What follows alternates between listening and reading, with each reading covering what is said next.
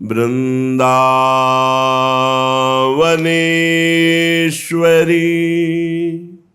तवैव पदारविंदम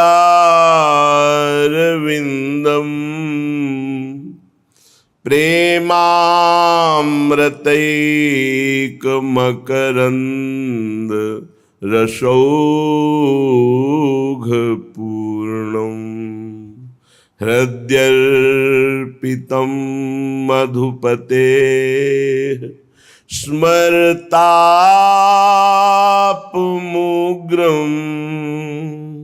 निर्वापयत् परमशीतल माश्रयामि परमशीतल माश्रयामि।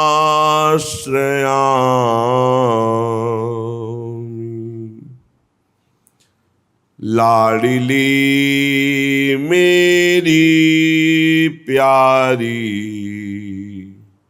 श्यामा मेरी स्वामिनी, लाड़ भरी मुस्कात लजीली झुकी देखत निज पाए, लालच भरे लाल के लोचन ललकी रहे तहाँ छाए। युगल बदन संगम अति सुंदर पद पंकज उर लाल, लालत ललित लाडली भोरी चूमी चूमी बलिजात। श्री लाडली जी के चरणों में महावर रचना हो रही थी। लाडली जी अंतर में लालजू के चिंतन में डूबी हुई थी। अचानक श्री चरणों का स्पर्श और रचना में चंचलता दिखाई दी, तो आंख खोल के देखा कौन है, तो स्वयं लालजू महाराज हैं। लाडली जू ने देखा स्वयं लालजू महाराज अपने कर कमल से लाडली जू के श्री चरणों में महावर रचना कर रहे हैं। कैसा ये एकांतिक अद्भुत सेवा सुख है। स्वयं परमात्म तत्व है लालजी महाराज, आनंद सिंधु है, पर प्रेमाधीनता इतनी प्रबल है, अपने ही प्रेम स्वरूप श्री लाडली जी के श्री चरणों में महावर रचना कर रहे हैं। बिहरत कुसुम पराग लगत जब पीत वसन लय झारत, लुठत मयूर चंद्रिका तिन तर अद्भुत छवि निहारत, जावक चित्र बनाई संवारत करम सफल तब मानत। लालजू महाराज अपने कर कमल को तभी सफल मानते हैं जब प्रेम समुद्र का सार स्वरूप श्री लाडली जी के श्रीअंग की कोई भी सेवा मिल जाए, बेणी गुंथन, दर्पण दर्शन कराना या महावर रचना करना, यहाँ तक कि चरण चापना, चापत चरण मोहन लाल, कुंवरी राधे पलंग पौढ़ी सुंदरी नौबाल। ये अनन्य दास्य रस को प्रकाशित करने के लिए आचार्य हैं, स्वयं करके दिखा रहे हैं। प्रेमाधीनता प्रभु में बहुत प्रबल है, अन्यत्र ऐसी प्रेमाधीनता नहीं पाई गई। यहां तक कि अपने दास की भी प्रेमाधीनता में दासता करने में आपको सकुच नहीं होता। अनंत ब्रह्मांडों के स्वामी है, अनंत शक्तियों के स्वामी है, शास्त्रों दिव्य भगवत पार्षद है, पर यह कभी नहीं सुना गया कि किसी प्रेमी महापुरुष की सेवा में श्री भगवान ने अपने पार्षद को लगा दिया। नहीं, आप स्वयं लगे। चाहे वो त्रिलोचन जी हो तो उनके यहाँ अंतर्यामी नाम धारण करके नौकर के रूप में प्रभु रहे। स्वयं जगन्नाथ जी महाराज नव किशोर अवस्था माधोदास बाबा की मल भरी लंगोटी धो रहे। शिखंडिया के रूप में एक नाथ जी के यहाँ कई वर्ष से स्वयं भगवान सेवा कर रहे। अर्जुन जी का रथ स्वयं भगवान हाँक रहे। कैसी प्रेम आधीनता हमारे प्रभु में है। यद्यपि सकल लोक चूड़ामणि, प्रीति का ऐसा स्वभाव कि दीन अपन पो माने, प्रीति की रीति रंगी लोई जाने। अनंत ब्रह्मांडों के अधिपति के पास क्या कमी। किसी एक शक्ति एक सेवा को पूर्ण कराने के लिए आदेश कर दे, सब हो जाए। लेकिन आप स्वयं पग चापूं और सेज बिछाऊं, नौकर बनूं हजाम, हाकू बैल बनो गडवारो, बिना तनख्वाह रथवान, यही तो मेरे मन में ठणी, भगत मेरे मुकुटमणि। फिर तो स्वामिनी जो प्रेम समुद्र का मूर्तिमान सार रूप है, सांद्रानंद घन प्रेम मूर्ति किशोरी। मुस्कुरा दिया किशोरी जी ने। प्रभु आपकी प्रेमाधीनता अद्भुत है। प्रभु चित्र रचना कर रहे, श्री चरणों में महावर लगा रहे हैं और कोकिला डाल पे बैठी हुई बोल रही राधा राधा राधा, फिर शांत हो जाती। लालजू ने कोकिला से कहा बलि बलि जाऊं कोकिला तेरी,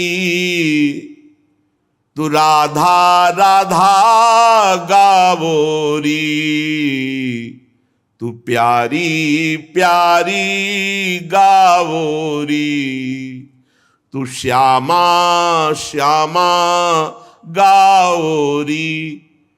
ऐ वृंदावन के प्रेम स्वरूप वृक्ष में विराजमान प्रेम स्वरूप कोकिला, ये जो प्रेम अमृत का पान करा रही श्रवणेन्द्री के द्वारा राधा राधा प्रिया प्रिया श्यामा श्यामा, तू शांत क्यों हो गई। गा मैं तेरी बलिहारी जाऊं, मेरो सोरंग रूप तिहारो, मोशो मन ही मिलावोरी। एक कोकिला तू भी श्याम और मैं भी श्याम, बस मेरे मन में तू मन मिला दे तो देख मेरा मन राधा रंग में रंगा हुआ है। तू भी राधा राधा गा रहे, इसलिए तेरी बलिहारी जाऊं। ध्यान दीजिए, प्रभु बलिहारी जा रहे हैं जिसके मुख से राधा राधा निकल रहा है। और सच्ची मानिए, राधा नाम उच्चारण करने वाले को हम संख्या की बात नहीं कहते। जितना जीवन बचा है, यदि आप प्रत्येक श्वास में राधा राधा राधा, तो वो पद प्राप्त होगा जो बड़ी बड़ी साधनाओं से नहीं प्राप्त होता। लालजू महाराज कह रहे, ये है जो नाम है मेरो जीवन, प्यासे श्रवण सिरावोरी, बलि बलि जाऊं कोकिला तेरी, राधा राधा गाओरी। ये राधा नाम मेरा जीवन है। लालजू कह रहे, जब कोई राधा बोलता है तो मेरे प्यासे कान उधर हो जाते हैं, मेरी दृष्टि उसके ऊपर हो जाती है। क्या दूं इसको। प्यारी जू का नाम सुनाया तो पहले तो रजिस्टर ही फाड़ देते हैं।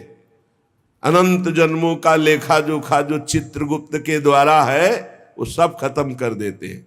अनुल्लिख्या अनंतान पितदपराधान मधुपतिर, फिर महाप्रेमाविष्ट तो परम देयम विमृशति। प्रेम में आविष्ट होकर सोचते राधा नाम के बदले में इसको क्या दूं। तो त्रिभुवन में राधा नाम के बदले में ये माया वाली वस्तुएं देने योग्य थोड़ी है। तो प्रभु स्वयं अधीन हो जाते हैं, भगवान प्रेमाधीन हो जाते हैं। और जो राधा राधा उच्चारण करता है उसका न संचित कर्म न क्रियमाण रखते हैं और प्रारब्ध भोगने की सामर्थ्य दे देते हैं। ये जो नाम है मेरो जीवन, प्यासे श्रवणो शिरावोरी, रंग में रंग बढ़ाओ हा हा, ये उमगी उमगी तुम गाओरी। प्रेम रंग में और रंग चढ़ रहा है, कोकिला तू और जोर से बोल राधा राधा राधा राधा। तन मन प्राण निछावर तेरे, प्रभु कह रहे मैं अपना तन, अपना मन, अपना प्राण सब कुछ राधा नाम उच्चारण करने वाले के ऊपर बलिहार कर देता हूं, न्यौछावर कर देता हूं। अब न अधिक तरसावोरी, भोरी हित ये सुधा संजीवनी। ये राधा नाम सुधा रसम, ये संजीवनी मूरी है, ये अमृत रस है। बड़े भाग्यशाली हैं जिनके कान में ये राधा नाम पड़ता है, और उससे भी महान भाग्यशाली हैं जो हर समय राधा राधा ऐसा रटते हैं। भोरी हित ये सुधा संजीवनी, मेरो जीय जीवावरी। बलि बलि जाऊं कोकिला तेरी, राधा राधा गाओरी, राधा राधा गाओरी। भगवत नाम, भगवत धाम, भगवत लीला चरित्र और भगवत रूप एक भी पकड़ ले, कुछ चार में से एक ही पकड़ ले, वो परम पद का अधिकारी हो जाएगा। दृढ़ता पूर्वक पकड़े, अन्य आश्रय छोड़कर। धामवास, नाम रटन, रूप ध्यान, लीला श्रवण गायन। कल प्रसंग चल रहा था, श्री देवर्षि नारद जी भक्ति तरुणी और ज्ञान वैराग्य वृद्ध, उनकी वृद्धावस्था दूर करने के लिए देवर्षि नारद जी ने वेदांत ध्वनि, वेद ध्वनि, गीता गायन, कोई प्रभाव नहीं पड़ा। आकाशवाणी हुई कि आपको इनके वृद्धावस्था के दूर करने का उपाय संत शिरोमणि जन बताएंगे।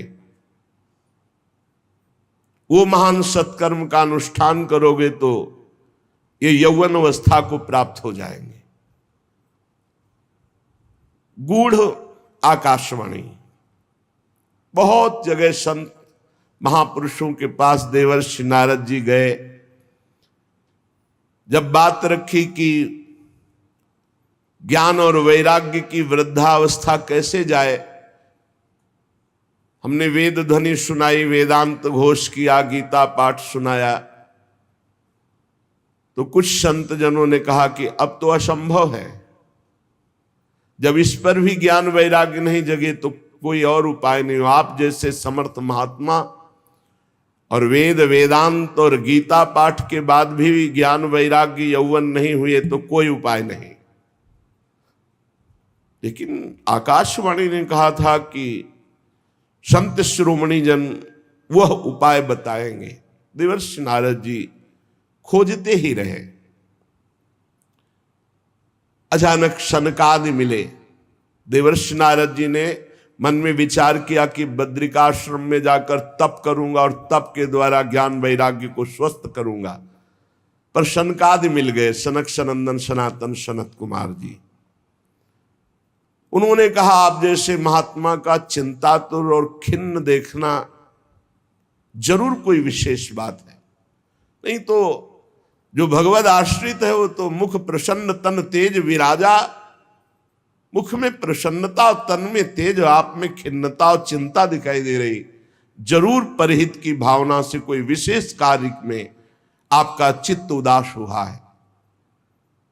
बताया कि भक्ति यौवन और उनके पुत्र ज्ञान वैराग्य ये वयोवृद्ध और दासी मुक्ति तो क्षीण ही जैसी हो गई। कलिकाल का इतना प्रचंड प्रभाव, वो तो भगवत धाम चली गई। हम कैसे ज्ञान वैराग्य को पुष्टता प्रदान कर सके? शनकादि ने कहा, भगवान के लीला चरित्रों के गायन में, श्रवण में इतनी सामर्थ्य है कि ज्ञान, वैराग्य, भक्ति, मुक्ति सबको पुष्ट कर देंगे। और संपूर्ण भगवान की ज्ञान सिद्धांत, वैराग्य महिमा, भक्ति महिमा, तत्वबोध सब कुछ विराजमान है श्रीमद् भागवत में। अगर श्रीमद् भागवत का अनुष्ठान हो तो निश्चित भक्ति, ज्ञान, वैराग्य, मुक्ति सबको पुष्टता मिल जाएगी। और आप भी तो उस विषय के ज्ञाता हैं। सनकादि ने देवर्षि नारद जी से कहा, क्योंकि जब व्यास देव जी चिंतातुर थे तो आपने चतुश्लोकी भागवत का गान करके उनकी चिंता को मिटाया। आपको संशय नहीं करना चाहिए, भगवत लीला गायन से निश्चित ज्ञान वैराग्य पुष्ट हो जाएंगे। अब तो निश्चय हो गया कि भगवत लीला गायन शनकादि करेंगे। स्थान का निश्चय हुआ हरिद्वार आनंद घाट। सिद्धों ने चर्चा पूरे विश्व में फैला दी। बड़े बड़े महापुरुष जो भगवत लीला कथा अनुरागी, जैसे भगवान भृगु जी, वशिष्ठ जी, च्यवन जी, गौतम जी, मेधातिथि, देवल, देवरात, परशुराम, विश्वामित्र, शाकल, मार्कंडे, दत्तात्रेय, पिप्पलाद, योगेश्वर भगवान श्री कृष्ण, द्वैपायन, व्यास, पाराशर, छायासुख, जाजली, जन्हू, ये बड़े बड़े ब्रह्म ऋषि शनकादि कथा कह रहे हैं हरिद्वार में आनंद घाट पर होगी। ये सब उपस्थित हुए। साक्षात वेद, उपनिषद, मंत्र, तंत्र, 17 पुराण, 6 शास्त्र ये रूप धारण करके वहां विराजमान हुए। संपूर्ण गंगा आदि नदियां देवी रूप धारण करके, सरोवर, कुरुक्षेत्र, समस्त दिशाओं में जितने भी ऋषि मुनि सब वहां आकर के विराजमान हुए। श्री कृष्ण परायण सनक सनंदन सनातन सनत कुमार चारों को दिव्य आसन में उच्च आसन पर विराजमान किया गया। समस्त श्रोताओं ने सनकादि की वंदना की। श्रोताओं में सबसे आगे वैष्णव जनों को बैठाला गया, फिर विरक्त, फिर सन्यासी, फिर ब्रह्मचारी, फिर और भी ऋषिगण। एक और देवता, एक और वेद उपनिषद शास्त्र मूर्तिमान होकर, एक और गंगा आदि देवियां, फिर उनके पीछे आगंतुक भक्तजन, जो भी स्त्री पुरुष भगवत कथा के लोभी जन थे, वो वहां आकर विराजमान हुए। बड़ी जोर से शंखध्वनि हुई, जय जयकार, नमस्कार। देवता लोग विमानों में चढ़कर पुष्पों की वर्षा किए। जे भी शनकादि ने भगवत लीला चरित्र प्रारंभ किया,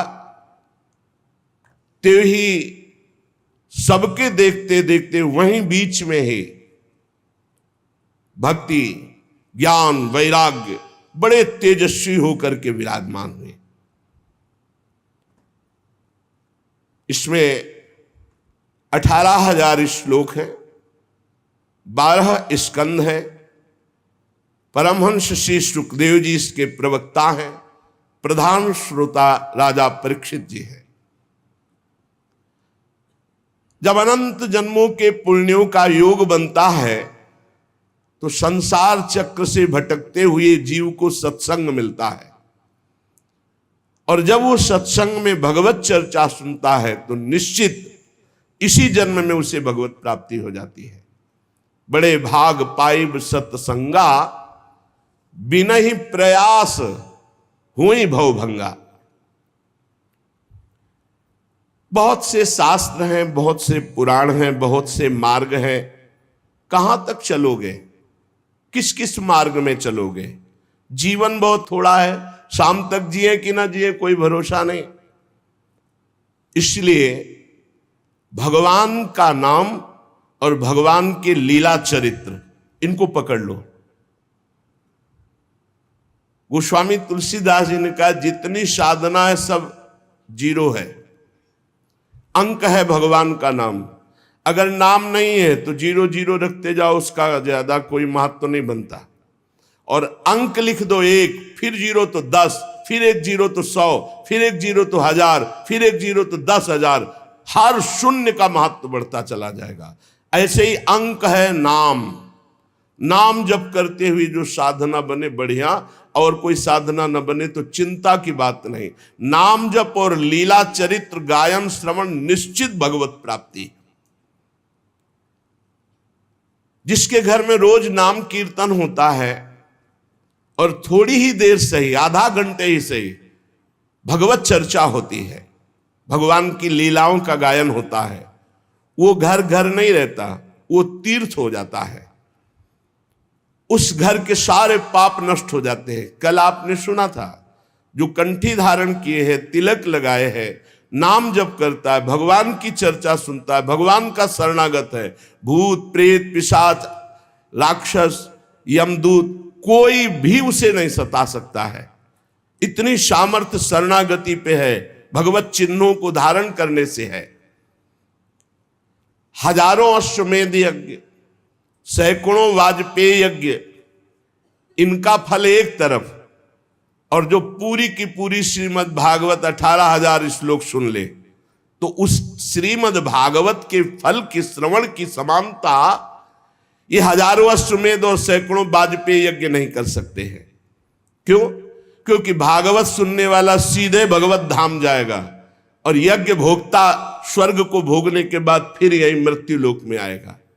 हे तपोधनो, जब तक मन लगाकर भगवान की चर्चा नहीं सुनी जाती, तभी तक हमारे मन में पाप रहते हैं, शरीर में पाप रहते हैं। और जब हम मन लगाकर भगवान की चर्चा सुनते हैं तो हमारे मन में निष्पाप निर्मलता आ जाती है, और निर्मल मन में भगवान का वास है।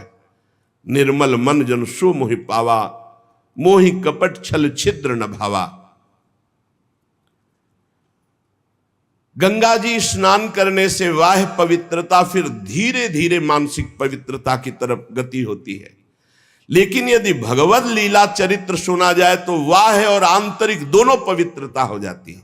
भगवान नाम जप किया जाए, भगवत लीला चरित्र सुना जाए तो सवाभ्यंतर शुचि, वो बाह्य और अभ्यंतर दोनों से पावन हो जाता है।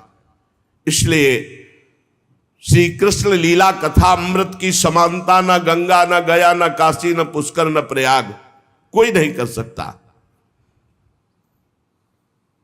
जिसको इसी जन्म में भगवत प्राप्ति की इच्छा है तो एक श्लोक ही सही, एक श्लोक ही गायन करे, कोई भी एक श्लोक याद कर ले।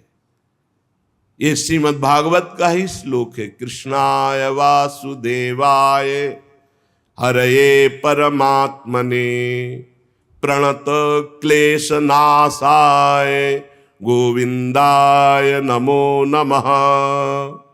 एक श्लोक अगर रोज गाया जाए जीवन में तो उसकी दुर्गति नहीं होगी। एक श्लोक, या तस्मात् शास्त्रम प्रमाणम। अगर आधा श्लोक भी उच्चारण कर दे तो निष्पाप रहेगा पूरे जीवन। जो प्रणव का जप करता है, गायत्री अनुष्ठान करता है, पुरुष सूक्त गायन करता है, वेदों का स्वाध्याय करता है, द्वादशाक्षर मंत्र जप करता है, भगवान सूर्य की आराधना करता है, प्रयागराज में संगम में स्नान करता है, संवत्सर रूप काल, ब्रह्म ऋषि, अग्निहोत्र, गौ सेवा, द्वादशी तिथि, तुलसी सेवन, बसंत ऋतु, ये सब जो, और एक भगवान का नाम जप करके लीला चरित्र, सब महान हो गए। बुद्धिमान वही है कि ये जन्म हमारा व्यर्थ न जाने पावे, सनकादि कहते हैं। जो पुरुष अहर्निश भगवान का नाम जप करता है, अहर्निश निरंतर महिमा है। जो अहरनिश निरंतर तैल धारावत अखंड चिंतन में चल रहा है नाम, और जहां भगवान की चर्चा होती, जैसे प्यासा आदमी दौड़ के जाता है, बावरों सो रस में फिरे खोजत नेह की बात, बावरा में कहां भगवत चर्चा हो रही, और जाके वहां शांत एक चित्त होकर बैठकर भगवत चर्चा सुनता है।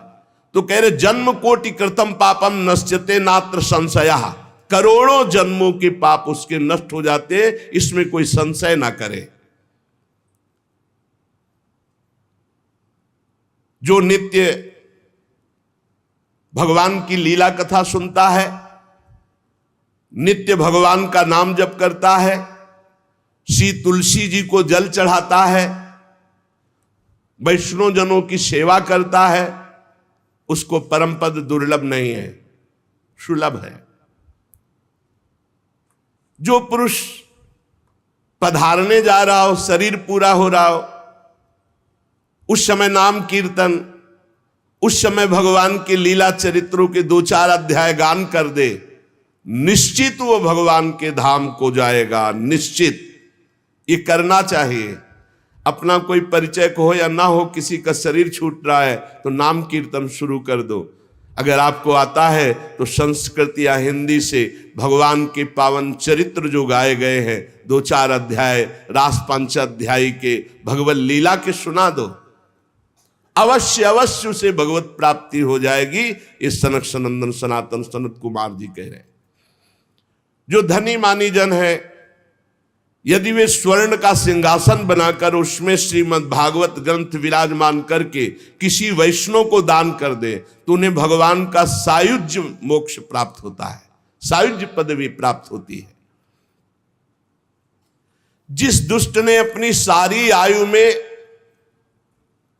कभी ना नाम जप किया है, न कभी लीला कथा सुनी, कोई भागवतिक कार्य नहीं किया, तो उसका जीवन व्यर्थ चला गया। संसार के भोगों का बोझा ढोते हुए, भोगों को भोगते हुए उसका व्यर्थ जीवन गया। व्यर्थ में माता ने प्रसव किया, उसका यहां मृत्युलोक में मानव शरीर धारण करना व्यर्थ हो गया। वो मुर्दा है जो भगवान का नाम जप नहीं करता, वो मुर्दा है जो भगवान की लीला कथा नहीं सुनता। वो भार स्वरूप है पृथ्वी में, पशु तुल्य है, धिक्कार है। सनकादि जन कह रहे, धिक्तम नरम पशु समम भूय भार रूपमेवं वदंति दिव्य देव समाज मुख्या। संत समाज, देव समाज ऐसों का त्याग कर देते, धिक्कार कर देते हैं, जो न नाम जप करते हैं, न भगवत आचरण करते हैं, न भगवत लीला कथा सुनते हैं। संसार में सब कुछ सुलभ हो सकता है, पर संत समागम बहुत कठिन है।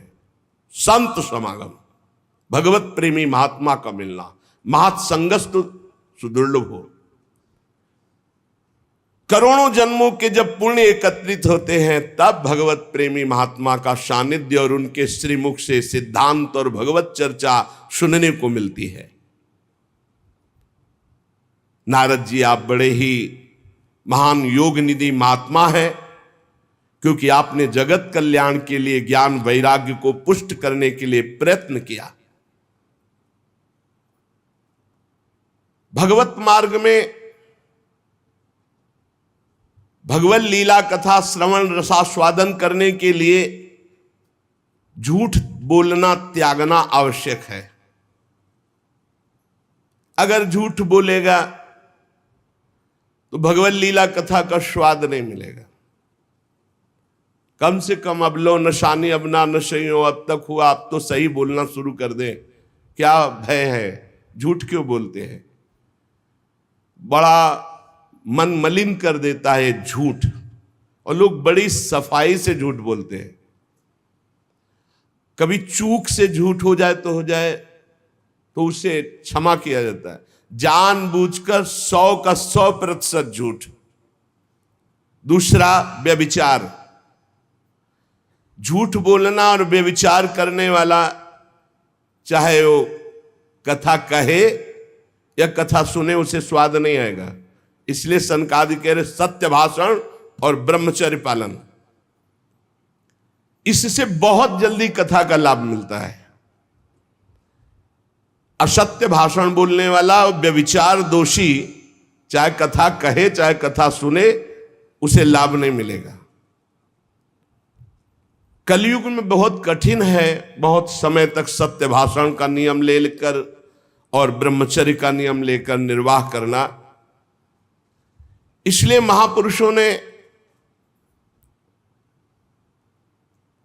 इस कार्य को अगर अनुष्ठान रूप में लिया जाए तो सप्ताह श्रवण विधि रखी कि 7 दिन नियम लेकर के सत्य भाषण, ब्रह्मचर्य पालन, निरंतर नाम जप और 7 दिन में 18,000 श्लोक सुन जाओ तो बड़े से बड़े महापाप का नाश करके वो भगवत प्राप्ति करा देगा। कलयुग में मन असंयमित रहेगा, शरीर में रोगों की बाहुल्यता रहेगी, आयु बहुत थोड़ी रहेगी, और भी अनेक प्रकार के झूठ बोलना, व्यभिचार करना, छल कपट, निंदा करना, ये सब दोष कलयुग में। जो फल तपस्या, योग और समाधि से भी प्राप्त नहीं हो सकता वो भगवान की लीला कथा अमृत सुनने से प्राप्त हो जाता है। शनकादि ने महिमा वर्णन की। शौनक जी ने पूछा, सूत जी ये तो आपने बड़े आश्चर्य की बात कही,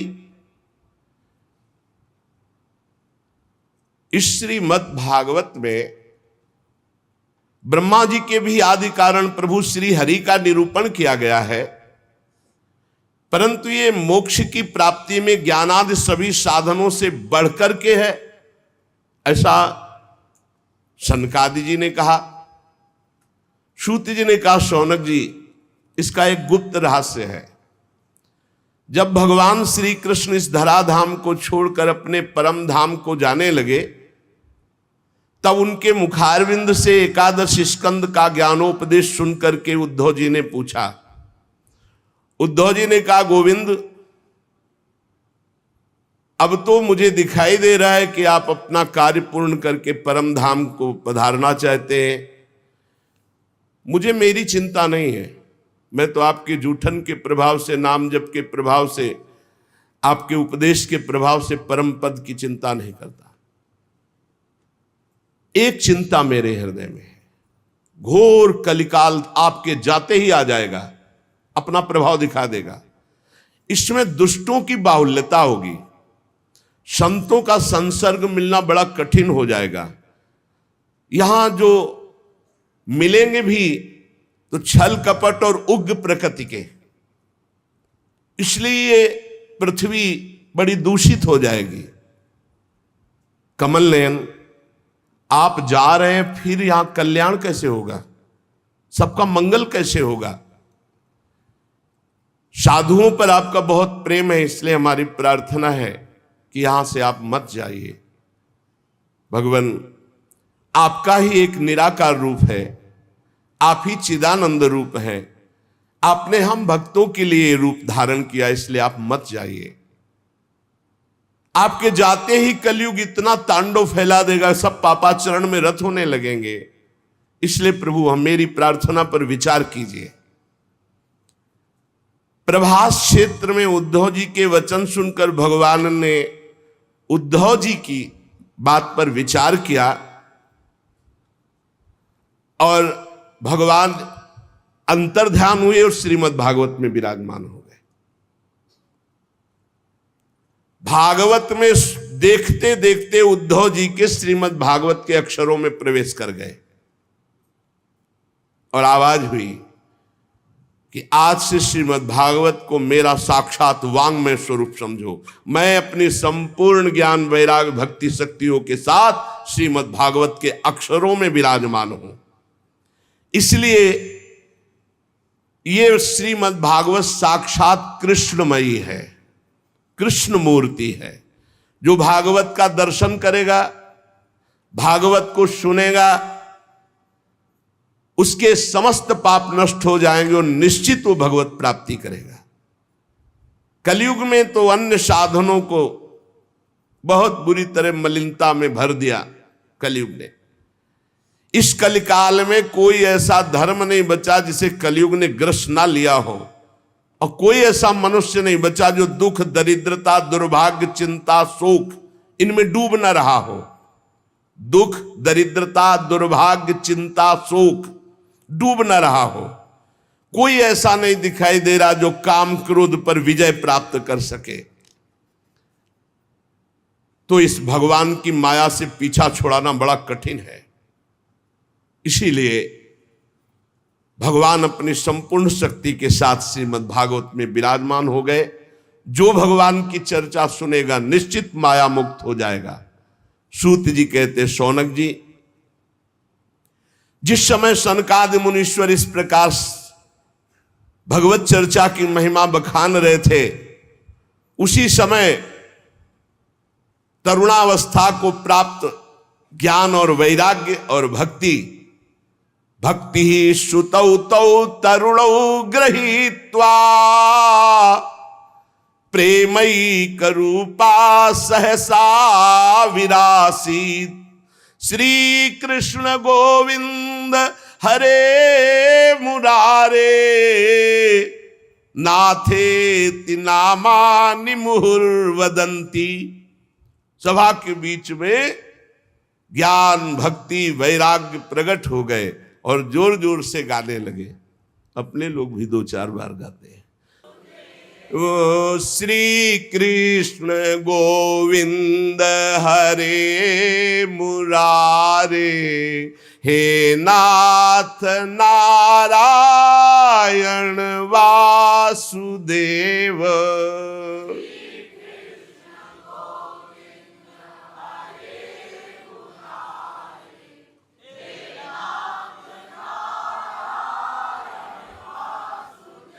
हे नाथ नारायण वासुदेव, हे नाथ नारायण वासुदेव,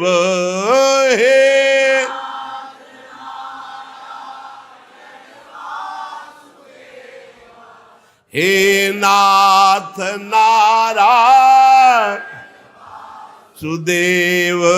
श्री कृष्ण गोविंद हरे मुरारे, हे नाथ नारायण वासुदेव। श्री कृष्ण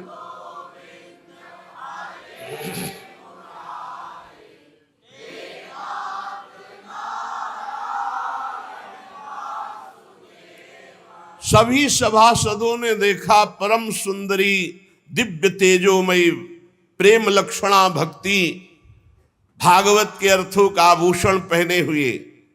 सब मुनिजन आश्चर्य हो, यह ऐसा तेजमय स्वरूप ज्ञान, वैराग्य, भक्ति का। तब सनकादि ने कहा, आश्चर्य मत करो, ये भक्ति देवी अभी अभी श्रीमद् भागवत की महिमा से प्रकाशित होकर के तरुण अवस्था को प्राप्त ज्ञान वैराग्य के साथ प्रकट हुई है। अपने पुत्रों सहित विनम्र होकर के भक्ति जी ने सनत कुमार जी से कहा। भक्ति बोली, मैं तो कलयुग में नष्ट प्राय हो गई, पर आपने भगवान की लीला कथा अमृत से मुझे पुष्ट कर दिया। अब आप आदेश कीजिए, मैं कहां रहूं। ये सुनकर सनकादि ने कहा, जो भगवान का नाम जप करते हैं, भगवान के आश्रित हैं, भगवान की लीला कथा सुनते हैं, तुम भगवान का दर्शन कराने वाली हो, भगवान का प्रेम प्रदान करने वाली हो, आवागमन को जड़ से नष्ट करने वाली हो, इसलिए तुम सदैव भगवान के प्रेमी भक्तों के हृदय में वास करो। जो नाम प्रेमी, रूप प्रेमी, लीला प्रेमी, धाम प्रेमी, सदैव तुम उनके हृदय में वास करो। ज्ञान, वैराग्य और भक्ति। ये कलयुग भले किसी को दूषित कर दे, लेकिन जिसके हृदय में हे भक्ति महारानी तुम ज्ञान वैराग्य के साथ विराजमान रहोगी, ये दृष्टि भी नहीं डाल सकता उन पुरुषों पर। उन उपासकों पर दृष्टि भी नहीं डाल सकता जिसके हृदय में भक्ति महारानी ज्ञान वैराग्य के साथ विराजमान है। कहां विराजमान? जो नाम जापक है, लीला चरित्र गायन श्रवण करता है, भगवद आश्रित है, उसके हृदय में सनक सनंदन सनातन सनत कुमार जी ने कहा कि आप ज्ञान वैराग्य सहित भक्ति विराजमान हो। भक्ति ने जे ही आज्ञा पाई तो जितने कथा में विराजमान थे सबके हृदय में विराजमान हो गए। सकल भुवन मध्य निर्धनास्ते पिधन्या निवसति हृदये साम श्री हरेर भक्ति रेखा हरिरपि निज लोकम सर्वथा तो विहाय प्रविशति हृदय साम भक्ति सूत्रोपनद्धा। इस जगत में भले धनवान वो नहीं है, लेकिन उनके हृदय में भगवान की भक्ति विराजमान है। तो सकल भुवन मध्य निर्धनास्ते पिधन्या, धन नहीं है पर भक्ति विराजमान है, तो बोले तीनों लोकों में वो सबसे बड़ा धन्यवाद का पात्र बन गया, क्योंकि भक्ति की डोरी से खींचकर भगवान परम धाम छोड़कर उसके हृदय में प्रकाशित हो जाएंगे। भूलोक में भगवत प्राप्ति का साक्षात उपाय बिना परिश्रम के, बिना श्रम के परम पद पहुंच जाना, ये भगवत लीला चरित्र गायन श्रवण बैठा ले दिमाग में। खूब लीला चरित्र गायन श्रवण, निश्चित भगवत प्राप्ति। जिस समय भक्ति महारानी नृत्य कर रही, ज्ञान वैराग्य नृत्य कर रहे, पूरे सभा में श्री कृष्ण गोविंद हरे मुरारे हे नाथ नारायण वासुदेव, ये कीर्तन हो रहा। उसी समय अथ वैष्णव चित्तेषु दृष्ट्वा भक्ति मलौकिकी निज लोकम परित्यज्य भगवान भक्त वत्सलः बनमाली घनश्यामा।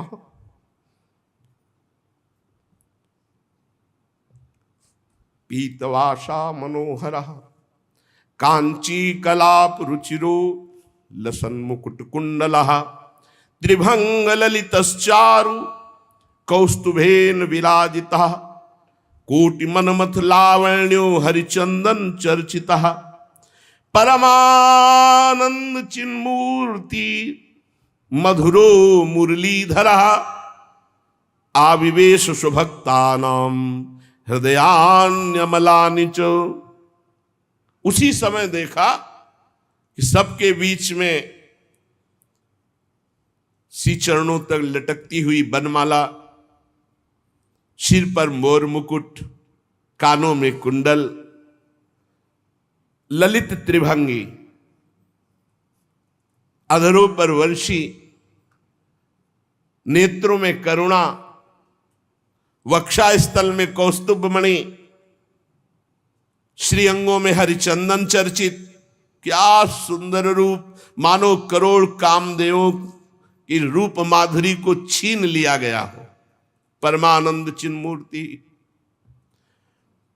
मधुराति मधुर मुरलीधर भगवान श्री कृष्ण सबके बीच में प्रकट हो गए। सब सभा खड़ी हो गई, शनकादि भी खड़े हो गए। आसपास ज्ञान वैराग्य भक्ति नृत्य कर रहे, बीच में प्राणाधार प्रभु श्री कृष्ण ललित त्रिभंगी मुरली मनोहर मोर मुकुट धारण किए। अभी तक जो गुप्त रूप से दिव्य सिद्ध थे वो भी प्रकाशित हो गए। बड़े बड़े भगवान के निज पार्षद लीला परिकर उद्धव आदि प्रहलाद, ये जो बड़े बड़े महापुरुष थे, ये सब प्रकट हो गए। अब तो अद्भुत नृत्य हुआ। ज्ञान भक्ति वैराग्य सनकादि प्रहलाद नारद आदि तो वहां विराजमान ही है, उद्धव आदि, ये सब गुप्त प्रकट सब महापुरुष भगवत पार्षद ज्ञान वैराग्य भक्ति भी नृत्य कर रहे हैं। सब नृत्य जय हो जय हो। बीच में नटनागर मुरली मनोहर ललित त्रिभंगी प्रभु, कैसा अद्भुत। तदा जय जया रावो रस पुष्टिर लौकिकी चूर्ण प्रसून वृष्टिश्च मुहु शंखरवोप्यभूत। कोई शंख ध्वनि कर रहा है, कोई जय हो, ऐसे भगवान ललित त्रिभंगी सबको सुख देते हुए विराजमान। सब बड़े बड़े महात्मा आसपास जय जयकार, नमः नमः, नमो नमः, शंख ध्वनि, पुष्प वर्षा, जय जय। कितना अद्भुत सुख! ऐसा रस प्रवाह बह चला कि कोई भी ऐसा नहीं था जो देह सुधि का विस्मरण करके भगवदानंद में ना डूबा हो। देह गेहात्म विस्मृति ही तत्सभा संस्थिताम नाच। देह गेहात्म विस्मृति, कोई ऐसा सभा में नहीं बचा जो देह भाव से ऊपर न उठ गया हो। सबको देह गे की विस्मृति, एकमात्र भगवदानंद। ऐसी तन्मयता देख करके नारद जी ने कहा, मुनीश्वरगण, आज मैंने भगवान की चर्चा की महिमा देख ली। भगवान ने स्वयं कहा, मद भक्ता यत्र गायंती तत्तिष्ठामि नारद। मेरे भक्त मेरे पावन चरित्रों का गायन करते हैं, वहां मैं विराजमान रहता हूं। प्रमाण दे दिया भगवान स्वयं प्रकट होकर। इसमें संदेह नहीं कि कलिकाल में चित्त की शुद्धि के लिए भगवान की लीला कथा से बढ़कर और कोई साधन नहीं है। मुनिवर, आप लोग बड़े कृपालु हो, जो संसार के कल्याण के विचार करके बिल्कुल अद्भुत सरल मार्ग निकाला, जिससे सब लोग सुनकर भगवान को प्राप्त कर सकते हैं। सनक आदि ने कहा कि जो लोग सदा पापरत रहते हैं, दुराचारी हैं, वेद के विरुद्ध मार्ग में चलते हैं, जो कामी हैं, क्रोध से जलते रहते हैं, कुटिल हैं, ऐसों को भी भगवत चर्चा भगवान की प्राप्ति करा देगी। जो सत्य कभी बोले ही नहीं, सत्य से चित हैं, सत्येन हीना पितृमात्र दूषकास तृष्णा कुलाश्चाश्रम धर्म वर्जिता, ये दंभिका मत्सरणोपि हिंसका। जो माता पिता की निंदा करने वाले, माता पिता को कटुवचन बोलने वाले, माता पिता को दंड देने वाले, ये घोर नरकों को जाते हैं। लेकिन ऐसा भी पुरुष जो तृष्णा का मारा, आश्रम धर्म का त्यागी, दंभी, दूसरों की उन्नति देखकर कुढ़ने वाला, सदैव दूसरों को कटुवचन दुख देने वाला, ऐसे लोग सब नरक जाते हैं। पर ऐसे लोगों को भी यदि भगवत चर्चा सुना दी जाए तो उनका कल्याण हो जाएगा। ये 5 महापाप हैं, इनको नष्ट करना बहुत कठिन होता है। पंचोग्र पापास छलछद्म कारिणः क्रूरा पिशाचा इव निर्दयाश्चये। कौन से महापाप? सबसे पहला शराब पीना। ये पंचोग्र पापास, ये निश्चित नरक जाते हैं। शास्त्र हमारा निषेध करता है। जिनके कानों में आवाज पड़ रही हो, प्रार्थना है आज से शराब पीना छोड़ देना। वैसे बहुत लोग छोड़ चुके, लेकिन जिनको भी अभी लग रहा हो तो कि हमारा सुख बढ़ेगा इससे, तो ध्यान दीजिए। पंचोग्र पापा ये तुम्हारा नाश कर देंगे। 5 महापाप हैं। पहला है मदिरापान, शराब पीना, और दूसरा है ब्रह्म ऋषि की हत्या कर देना, तीसरा है किसी के स्वर्ण की चोरी कर लेना, चौथा है दूसरे की पत्नी के साथ व्यभिचार करना, गुरु पत्नी गामी, गुरु की पत्नी के साथ व्यभिचार करना, और 5वां है विश्वासघात कर देना। ये 5 महापाप हैं जिनको नरक में भोगने पर भी वो पूर्ण सफाई नहीं होती, फिर यहां दुर्गति योनियों को प्राप्त होते हैं जहां महान कष्ट मिलता है। ऐसे 5 महापाप करने वाले, मदिरापान, ब्रह्म ऋषि की हत्या करने वाला, स्वर्ण की चोरी करने वाला, गुरु पत्नीगामी, पराई स्त्री से व्यभिचार करने वाला, और विश्वासघाती, ये 5 महापाप हैं जो नरक भोगना पड़ता है। छल छद्म परायण क्रूर पिशाचों के समान निर्दयी, जो ब्रह्म ऋषियों के धन को छीन करके पुष्ट होते हैं, ऐसे व्यभिचारी, ऐसे लोगों को भी यदि भगवान की चर्चा सुनने को मिल जाए तो पावन हो सकते हैं। इनको भी भगवान की लीला कथा अमृत सुनने को मिल जाए, किसी कारण से इनको जबरदस्ती प्यार से दुलार से रिश्ते संबंध के बल से कैसे भी इन्हें सत्संग में ले आया जाए, इन्हों भगवत चर्चा सुनाई जाए, तो निश्चित इनकी बुद्धि परिवर्तित होगी, इनका कल्याण हो जाएगा। जो दुष्ट आग्रह पूर्वक मन वाणी शरीर से पाप करता है, दूसरे के भोजन से शरीर पुष्ट करता है, मलिन हृदय वाला, अगर ऐसों को भी भगवत चर्चा सुनाई जाए तो ये भी भगवत प्राप्ति के मार्ग में चल देंगे। नारद जी घोर पापी को भी भगवत प्राप्ति कराने में समर्थ है भगवत चर्चा। नारद जी ने कहा इसका कोई उदाहरण दिया जाए तो ज्यादा समझ में आ जाए, तो उनका हम तुम्हें एक प्राचीन इतिहास सुनाते हैं। पूर्व काल में तुंगभद्रा नदी के तट पर एक अनुपम नगर बसा हुआ था। उसमें सभी वर्णों के लोग अपने अपने धर्माचरण करते, सत्य में तत्पर रहते थे। उस नगर में समस्त वेदों का ज्ञाता, श्रौत स्मार्त कर्मों में निपुण एक ब्राह्मण रहते थे जिनका नाम था आत्मदेव। तेज तो ऐसा था मानो दूसरे सूर्य भगवान ही हो। ब्राह्मण तेजस्वी, वैदज्ञ, सत्कर्म अनुष्ठान करने वाला, और कभी उसके दरवाजे से कोई भिक्षुक वापस नहीं लौटा। इतना उदार हृदय वाला, देगा ही कुछ न कुछ। पर पूर्व प्रारब्ध के अनुसार उनकी जो पत्नी थी उनका नाम था धुंधुली। पति का नाम आत्मदेव और पत्नी का नाम धुंधुली था। सुंदरी थी, कुलीन थी, पर लड़ाकू स्वभाव था, अपनी बात पे अड़ जाना। अब वो बड़े ज्ञानी थे, वेदज्ञ, वेद के ज्ञाता, इसलिए वो शांत रहते थे। लड़ाई घर में नहीं होती, वो लड़ने वाली ही बात करती थी, पर वो शांत रहते थे।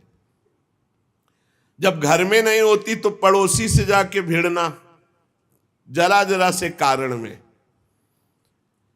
क्रूर स्वभाव, बकवादी स्वभाव, गृह कार्य में निपुण लेकिन कंजूस और झगड़ालू, प्रारब्ध है।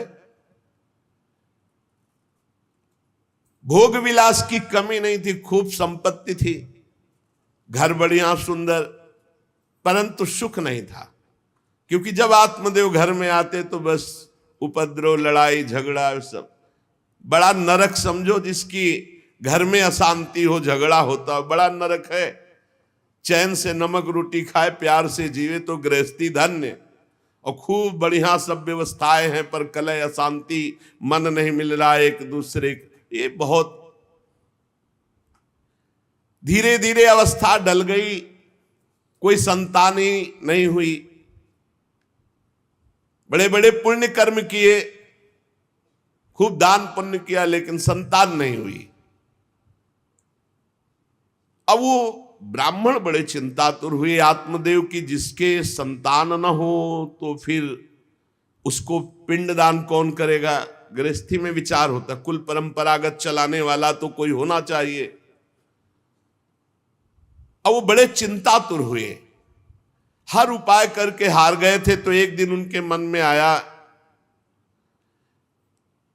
कि एकांत जंगल में चलते हैं और अपने प्राणों को त्याग देते हैं। क्योंकि घर में जाओ तो कलह है, न कोई संतान है। अब क्या, सब कुछ करके देख लिया, बुढ़ापा आ रहा है, पुत्र तो हुआ नहीं, तो कम से कम पुत्र होता तो कुल परंपरा चलाने, अब क्या। वो ऐसी भावना में थे कि जीवन व्यर्थ है, जंगल को चल दिए।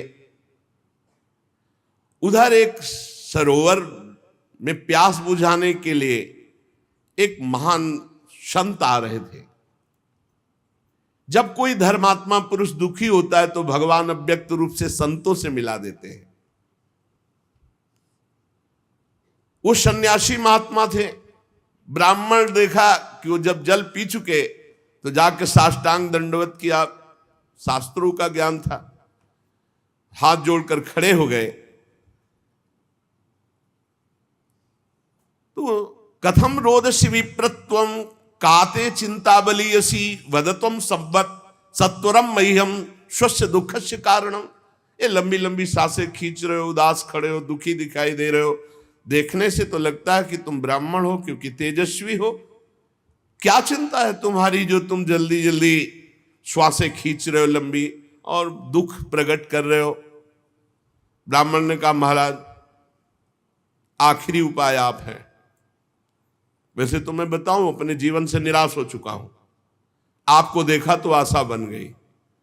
पूर्व जन्म का कौन सा प्रारब्ध मुझे पता नहीं, पर संतान योग नहीं। अब मेरे पितर गरम गरम आंसू चिंता जनित छोड़ रहे हैं, क्योंकि पिंडदान करने वाला हमारे कुल में कोई नहीं रहा, संतानें नहीं उत्पन्न हुई। बहुत दुखी हो गया हूं, सही बताऊं मैं आम प्राण त्यागने आया हूं जंगल में। मेरा मन मुझे धिक्कारता है कि तुम्हारा सब कुछ बेकार जब संतान नहीं। और यहां तक कि मैं जिस गाय को पालता हूं वो भी बछड़ा नहीं देती, वो भी बांझ हो जाती है। यहां तक कि जो पेड़ लगाता हूं उसमें भी फूल फल नहीं आते। कितना मैं दुर्भागी हूं, बड़ा भागा हूं। अब मैं अपने प्राण त्यागने आया हूं। और फूट फूट कर रोने लगे। संत का हृदय बड़ा करुणामय होता है। संत चाहे तो नवीन प्रारब्ध तत्काल रच सकते हैं, क्योंकि भगवान के भजन में अपार सामर्थ्य है। उन्होंने अपनी दिव्य दृष्टि से देखा, कहा आत्मदेव ब्राह्मण, पुत्र का मोह तो छोड़ दो, आप विवेक का आश्रय लो, भजन करो। मैं तुम्हारी रेखा को देख रहा हूं, एक जन्म नहीं 7 जन्म तक कोई संतान है ही नहीं। देखो संतान के पीछे मत पड़ो। राजा सगर, महाराज अंग, बड़े बड़े संतान में बहुत दुख भोगे हैं। अब तुम भजन करो, जंगल में निकल आए, भजन करो, संतान की आशा छोड़ो। ब्राह्मण ने कहा कि मुझे उपदेश नहीं, ये उपदेश नहीं, सब पढ़ा हूं, मुझे पुत्र चाहिए, पुत्र देव, नहीं मैं आपके सामने अभी प्राण त्यागता हूं, मुझे पुत्र चाहिए। ब्राह्मण का ऐसा आग्रह देख करके सन्यासी जी ने कहा कि देखो विधाता के लेख को कोई मिटा नहीं सकता, चित्रकेतु का चरित्र पढ़ के देख लेना। दैव जिसके उद्योग को कुचल देता है वो सफल नहीं होता। तुम्हें पुत्र सुख नहीं है। उन्होंने कहा फिर हम कह रहे हैं बस अब पुत्र का आशीर्वाद दे ही दो, नहीं तो प्राण त्याग देंगे आपके सामने। सन्यासी जी ने देखा है तुम मानने ही वाले नहीं, तो उन्होंने योग बल से एक फल प्रकट किया, तपोबल से, और कहा लो योग तो नहीं तुम्हारे पुत्र का, पर मैं ये फल देता हूं, अपनी पत्नी को खिला देना, इससे बड़ा ज्ञानी महात्मा पुत्र पैदा होगा। तुम्हारी स्त्री 1 साल तक सत्य, शौच, दया, दान, ब्रह्मचर्य का पालन करे, एक टाइम अन्न खाए, तो और ये फल पाने के बाद 1 वर्ष के बाद ऐसा महापुरुष प्रकट होगा जो तुम्हारा कल्याण भी कर देगा, तुम्हारे पितरों का भी उद्धार कर देगा। वो योगी राज सन्यासी फल दिए। अब तो आत्मदेव बड़े प्रसन्न हुए क्योंकि कामना पूर्ण हो गई। फल लेकर आए। धुंधुली उनकी पत्नी थी जो लड़ाकू स्वभाव की, बड़ा क्रूर स्वभाव, दुष्ट स्वभाव, वैसे ही क्रूर स्वभाव था। आके कहा हो भाग्य एक सन्यासी मिले, वो फल दिए, और उन्होंने नियम बताया है कि 1 साल तक सत्य बोलोगी, पवित्र रहोगी, दूसरों को दान करोगी, एक समय तुम अन्न खाओगी, और बहुत शुद्ध स्वभाव वाला महात्मा बालक पैदा होगा, ये फल खा लो। तो उन्होंने कहा कि फल तुरंत थोड़ी खाया जाता, नहा धो के बड़े पवित्रता से खाया जाता, लाओ और जाओ, आप निश्चिंत रहो। बोलने अगर हमारे सामने पाल, तुम्हें विश्वास नहीं, वो डरते भी थे, घर के बाहर हो गए। अब वो कुटिल स्वभाव की थी, क्रूर स्वभाव की। उन्होंने अपनी बहन को बुलाया और रो रो के कहने लगी कि बहन मुझे बड़ी चिंता हो गई, समस्या आ गई। क्या? बोले पंडित जी जो ये फल लाए हैं, फल से गर्भ रह जाएगा। पहले तो नियम बता गए हैं कि 1 साल तक झूठ नहीं बोलना, पवित्र रहना है, और दूसरों को दान देना, एक समय अन्न खाना है। अब हम तो बड़ी भयभीत हैं कि जब पेट में गर्भ बढ़ेगा तो भोजन कम हो जाएगा, पेट बढ़ेगा तो भोजन कम हो जाएगा। ये तो मैंने कर नहीं सकती, क्योंकि 3 बार तो हमको अच्छा भोजन चाहिए, पंडित जी का 1 बार खाना ये तो हो नहीं सकता। अच्छा, गर्भ बढ़ा, पेट बढ़ा, खाया पिया जाएगा नहीं, बहुत परेशानी उसमें लगेगी। और कहीं दैववश से अगर डाकू आ गए तो भाग भी नहीं पाऊंगी। चलो डाकू ना आए, कहीं आग लग गई घर में, तब तो हम जल के मरी जाएंगे, क्योंकि गर्भ पेट में, ये तो हमसे नहीं। और फिर गर्भ निकलते समय सुना बहुत कष्ट होता है, ये सब हमसे नहीं होने वाला। देखो, एक क्रूर स्वभाव की नकारात्मक सोच। और कहीं प्रसव काल में गर्भ टेढ़ा हो गया तो हम तो मरी जाएंगे, ये तो हमसे नहीं होगा। और अगर गर्भ हमारा बड़ा होने लगा और घर में ननद आ गई तो सब माल मता समेटती रहेगी, हम तो कुछ लड़ ही नहीं पाएंगे, क्योंकि लड़ने लायक नहीं रहेंगी। ये सब विचार करके उसका, ये सब हमसे नहीं होने वाला। तो उनकी बहन ने कहा, सोच क्यों करती हो? ठीक इसी समय हमें अनुभव हुआ है 2-4 दिन में, इसी महीने में, कि हमारे पेट में है, तुम हमारे पति को धन दे देना और गर्भवती का नाटक करो, और जब हमारे बच्चा होगा हम तुम्हारे यहाँ पहुंचा देंगे, और हम अपने यहाँ शोरगुल कर देंगे, बच्चा मर गया, कौन देखने आता है, और पति को पैसा दे देना। हाँ, ये तो बढ़िया बात रही, बढ़िया विधान बन गया, जैसे को तैसे मिले तो बढ़िया विधान बन गया। तू गर्भवती का नाटक कर आज से कि फल पा लिया और मैं गर्भवती हो गई, मैं अपने बालक को मरा घोषित कर दूंगी, और ये जो फल लाए हैं इसकी परीक्षा के लिए जो गऊ है उसको पवा दो। जैसा उनकी बहन ने कहा था वैसे धुंधुली ने सब कर दिया। देख लो, कहा था स्वामी जी ने तुम्हारे 7 जन्म बालक नहीं, तो देखो बुद्धि कैसी खराब हुई, गाय को पवा दी। अब जब उसकी बहन के पुत्र हुआ तब तक वो कपड़ा वपड़ा पेट में लगा के नाटक करती रही होगी कि हमारे गर्भ है। फिर एकदम घोषणा कर दी जब वो पुत्र रातों रात पहुंच गया कि हमारे संतान हो गई।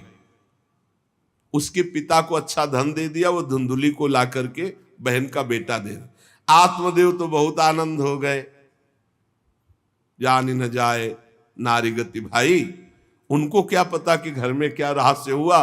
वो तो बहुत सुखी हो गए कि संत भगवान के द्वारा दिए हुए फल से हमारे पुत्र हो गया। बड़ा आनंद, बड़ा उत्सव मनाया, बालक के जात कर्म संस्कार कराए, खूब दान पुण्य किया, मांगलिक कृत्य किए। धुंधुली ने अपने पति से कहा कि पता नहीं क्या कारण, मेरे वक्षस्थल में दूध तो है नहीं,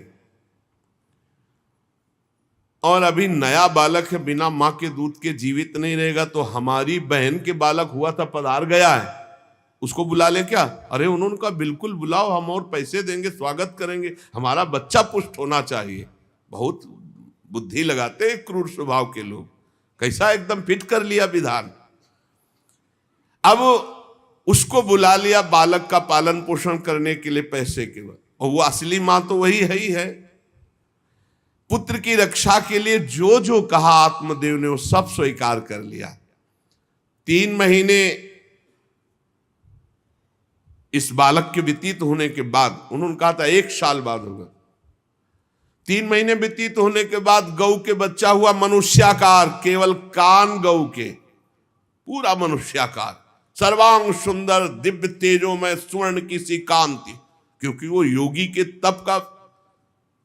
ब्राह्मण देवता नाच पड़े कि भगवान जब दिए तो कितना आनंद, घर में भी बच्चा और गौ के भी बच्चा ही हुआ।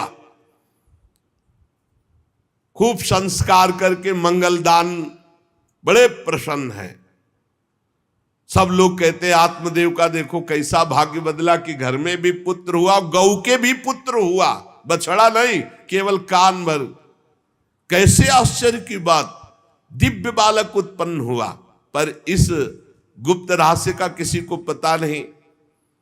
आत्मदेव ने देखा कि बालक पूरा मनुष्याकार, केवल कान, गाय के तो नाम रखा गोकर्ण। और धुंधुली ने किसी शास्त्रीय पद्धति से नहीं, अपनी पद्धति से। हमारा नाम धुंधुली तो हमारे लड़के का नाम होगा धुंधकारी, उसका नाम रखा धुंधकारी। कुछ काल व्यतीत हुआ, दोनों जवान होने लगे। गोकर्ण में पूर्ण वैदिक सिद्धांत, धर्म पूर्वक, बड़े ज्ञानी महात्मा, और धुंधकारी पूर्ण दुष्ट। शौचाचार का तो नाम भी नहीं था पवित्रता का धुंधकारी में। खान पान पशुओं वाला, क्रोध नाक में चढ़ा, गंदी वस्तुओं से प्यार करने वाला, बहुत ही गंदा स्वभाव। चोरी बचपन से, द्वेष, पीट देना, लड़ाई करना, ये उसका चलते स्वभाव। दूसरों के खेती में आग लगा देना, घरों में आग लगा देना, गौशाला में आग लगा देना। जैसे किसी का बालक खेल रहा है, आसपास देखा कोई, उठाया कुएं में फेंक दिया। बड़ा दुष्ट स्वभाव। और बड़ा हुआ हिंसक स्वभाव, अस्त्र शस्त्र धारण करके। जैसे कोई अंधा जा रहा है तो आओ बाबा तुम्हें रास्ता बता दो, कुएं में जाके ढकेल देता है। बहुत ही गंदा स्वभाव, दुष्ट स्वभाव। अब वो शिकार करने लगा पशुओं का और मांस खाने लगा। जहां आत्मदेव कितनी पवित्रता से, वहां दुष्ट कितना। अब धीरे धीरे व्यभिचार करने लगा, वैश्याओं से संपर्क रखने लगा। संपत्ति थी ही, सारी संपत्ति वैश्याओं को। एक दिन पिता ने कहा आत्मदेव ने कि तुम्हारे आचरण इतने आसुरी प्रभाव के, हमें लगता है कि तुम हमारा सर्वनाश करने के लिए प्रकट, ये क्यों करते हो? तो खूब गिरा गिरा के मारा आत्मदेव को। सन्यासी की बात अब याद आई कि तुम्हारे भाग्य में पुत्र सुख नहीं है। खूब मारा आत्मदेव को। जब इतनी जोर से मार रहा था तो थोड़ी तो दया आई कि पति बचा ले, तो धुंधुली गई, तो फिर धुंधुली की दम जम के पिटाई की। अब वो तो राक्षसी स्वभाव। और घर के जितने जेवर बर्तन सब उठा के बेच दिए, वैश्यागामी हो। अब जब सारी संपत्ति स्वाहा, खाने को भी नहीं, तो धुंधुली बैठ के रोती। रोना इससे तो अच्छा कि मैं बांझ रह जाती। दुष्टता की ना, पति ने जब तुम्हें एक दिव्य फल दिया था, खाना चाहिए था।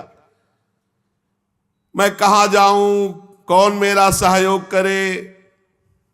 बड़ी विपत्ति, बड़ा दुख, न खाने को न पीने को। अतरे दिन पिटाई करता धुंधकारी, आत्मदेव की भी और धुंधुली की भी। पिता बैठ के रो रहे थे। मैं सन्यासी की बात मान जाता तो गोकर्ण जी आए और उन्होंने कहा पिताजी, आप जैसे विद्वान पुरुष को ऐसा शोक करना उचित नहीं। तुम शास्त्र के ज्ञाता हो, तुम्हें चाहिए कि संसार की असारता का तो थोड़ा विचार करना हो। ये दुख रूपी मोह में फंसकर आप एक अज्ञानी पुरुष की तरह रो रहे हो, पिट रहे हो। पिताजी, क्या शास्त्रों में नहीं पढ़ा पुत्र किसका, धन किसका, पत्नी किसकी, शरीर किसका? ये मोह के कारण अज्ञानी जन रात दिन दीपक की तरह जल रहे। पिताजी, न सुख इंद्र को है, न चक्रवर्ती राजा को है। सुख है तो एकांत में भगवान का भजन करने वाले को है। ये देखो गोकर्ण, ये मुंचा ज्ञानम प्रजारूपम मोह तो नरके गति।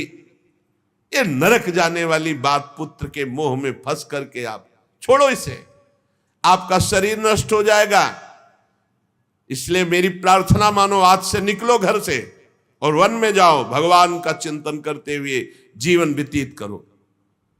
गोकर्ण जी के वचन सुनकर आत्मदेव वन में जाने के लिए तैयार हो गए। उनका बेटा, आज तक तो कभी वन में तपस्या भजन किया नहीं, बड़ा शरीर से राग है, क्या करूं, कैसे भगवत प्राप्ति करूं?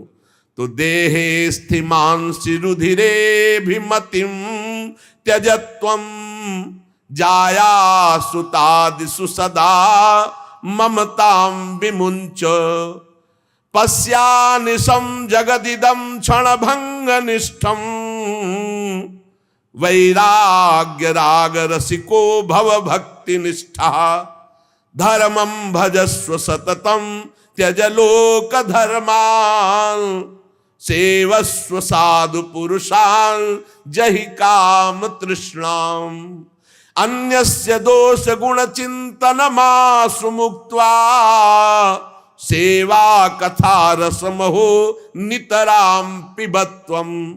संत समागम कभी व्यर्थ नहीं होता। देखो संत समागम का फल है गोकर्ण जी। गोकर्ण जी ने कहा, पिताजी जिस शरीर को आप मैं मान रहे हो, आप मैं नहीं हो। ये शरीर हड्डी मांस रुधिर का पिंड है, इसे आप मैं मानना छोड़ दें। आपकी स्त्री, आपका पुत्र, ये कभी आप मत माने।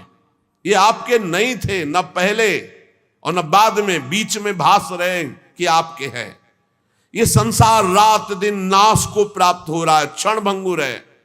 किसी भी कोई वस्तु में ममता मत करो, यहां कुछ स्थायी नहीं है, सब नष्ट होने वाला है। बस एकमात्र वैराग्य रस के रसिक होकर भगवान की भक्ति में लग जाओ। कैसे भक्ति करे? धर्मम भजस्व सततम, सदैव धर्म का भजन करो। कौन सा धर्म? बोले त्यज लोक धर्मान, लोक धर्म का त्याग करके भागवत धर्म का आश्रय लो। भागवत धर्म का आश्रय कैसे प्राप्त होगा? बोले सेवस्व साधु पुरुषान, सदैव संत पुरुषों का संग करो, उनकी सेवा करो। उनके संग से, उनके वचनों से, उनकी कृपा से तुम्हारे हृदय में भागवत धर्म का परिचय जागृत हो जाएगा, तुम महाभागवत हो जाओगे। पर संतों का सेवन करने के लिए जो सबसे बड़ा दोष है, काम और तृष्णा, ये नई संतों के पास टिकने देती। इसलिए जही काम तृष्णाम, कामना और भोगे हुए भोगों को जो भोगने की इच्छा, तृष्णा, इनका त्याग करके संत संग करो। और जब संत संग होने लगे तो सावधान हो जाओ। अन्यस्य दोष गुण चिंतन मासु मुक्त्वा, दूसरे के गुण दोषों का चिंतन न करके श्री भगवान का चिंतन करे, भगवान की सेवा करे, भगवान की कथा लीला सुने, तो उसको नित्य भगवत धाम की प्राप्ति हो जाती। हे पिताजी, शरीर से मैंपन छोड़ दीजिए और शरीर संबंधियों से मेरापन छोड़ दीजिए और भागवत धर्म का आश्रय लेकर संत समागम कीजिए। सदैव संतों की सेवा, भगवत सेवा, नाम जप, लीला कथा, श्रवण गायन, इसी से भगवत प्राप्ति हो जाएगी। बस उसी समय गोकर्ण को मन से प्रणाम करके कि भगवान गुरु रूप से इसी रूप में आकर मुझे उपदेश दे रहे हैं, उसी समय आत्मदेव जी ने तो घर छोड़ दिया और वन की यात्रा की। 60 वर्ष की आयु हो चुकी थी, पर ज्ञान था शास्त्रों का। बड़ी निष्ठा से अपनी बुद्धि को समेटा संसार से और रात दिन भगवान के चिंतन में लगा दिया। भगवान के चिंतन और भागवत के 10वें स्कंद का रोज पाठ पूरा, जो भागवत का 10वां स्कंद हो श्री कृष्ण लीला चरित्र से भरा हुआ है, पूरा पाठ और निरंतर नाम जप, इसके प्रभाव से श्री कृष्ण चंद्र की प्राप्ति हुई गोकर्ण जी के उपदेश से आत्मदेव की। अब जब पिता बन को चले गए तो और छूट, वैसे मानता तो था ही नहीं पर और छूट हो गई। अब धुंधकारी ने उठाई लाठी डंडा, जो धुंधुली की डट के पिटाई की और कहा बता धन कहाँ है। अब जितना धन था तो सब ले गए। फिर जलती हुई लकड़ी लुकाठी, उससे बता धन कहाँ है। किसी तरह छूट पाई तो भागते हुए जाकर कुएं में गिरकर अपने शरीर को नष्ट कर दिया कि रोज की पिटाई से अच्छा एक बार दुर्गति को प्राप्त हुई। धुंधुली दुर्गति को प्राप्त हुई, पति आत्मदेव श्री कृष्ण चंद्र को प्राप्त हुई।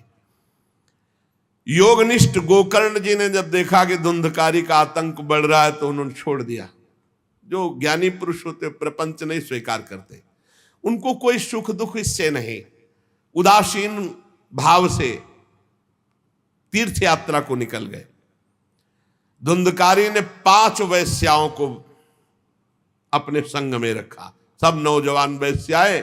अब उनके लिए पशुओं का मांस चोरी करके उनकी मनोकामनाएं पूरी करना।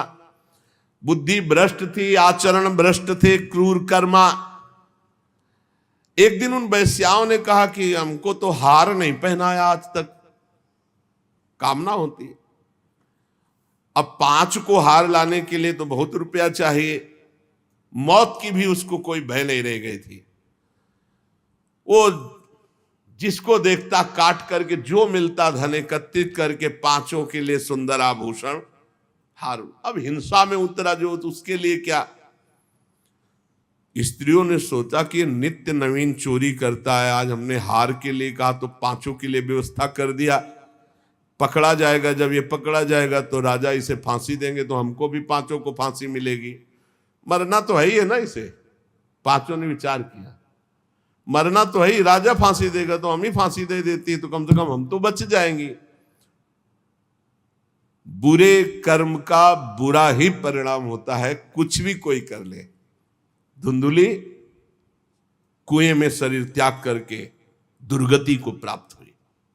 ये जब जिन वैश्याओं के लिए प्राणों की बाजी लगा करके सब कुछ ला रहा, जानते उनका प्लान क्या बना कि ये चोरी करता है, पकड़ा जाएगा, फांसी की सजा होगी, मारा ही जाएगा, और जब ये पकड़ा जाएगा तो हम भी पकड़ी जाएंगी, तो फांसी की सजा इसको होगी, तो वही हम दे देती हैं, तो हम तो बच जाएंगी और सारा धन लेके रात्रि में निकल लेंगी 5 ने गुप्त रूप से ऐसा संकल्प बना लिया। धुंधकारी सो रहा था, 5 गए, अब 5 हैं, हाथ पैर 4 ही तो है, पैर 2 और 2 हाथ, 4 उसमें लग गए, और एक जो है रस्सी से पूरा चारपाई पे बांध दिया। और जब उसकी आंख खुली तो रस्सी गले में डाल करके फांसी लगा रही, पड़े पड़े। पर वो बहुत पापी आदमी, जल्दी मरने वाला तो था नहीं, खूब गला दबाया। अब बड़ी चिंता हुई वैश्याओं को कि अगर मरेगा नहीं तो हमें काट डालेगा ये। तो रसोई से जो कोयला जला हुआ आग था उसके मुंह में भर, बगार बगार के शमशी से। अरे पापी की बहुत दुर्गति होती। दहकते हुए अंगारे उसके मुंह में और खूब कस के गला दबा, छटपटा कर पीट पीट के मार डाला धुंधकारी को। और उसके शरीर को वहीं घर में एक गड्ढा बना के 5 ने गाड़ दिया, और वो सारा माल मत्ता पैसा सब कुछ उनको पता था। स्त्रीणाम नैतु विश्वासम दुष्टानाम कारेत बुधा, विश्वासे यह स्थितो मूढ़ा सदुखई परिभूयते।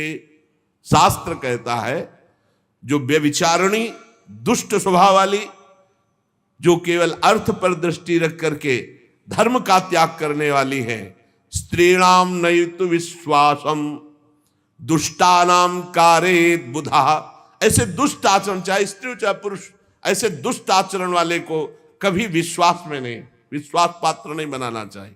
और दूसरी बात करें, विश्वासे या स्थितो मूढ़ा सा दुखा परिभूयते। जो विश्वास करेगा अंत में मारा जाएगा, पर विश्वास पक्का हो जाएगा। क्यों?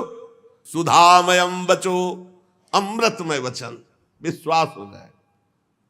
सुधामयम बचो यासाम कामिनाम रसवर्धनम।